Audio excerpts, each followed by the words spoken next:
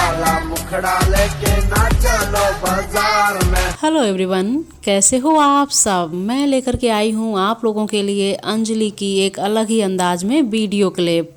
Makeup वाला मुखड़ा लेके ना चलो बाजार में। जहाँ पर आप लोग देख रहे हैं अंजलि का एक अलग ही स्टाइल है, अलग ही अंदाज है।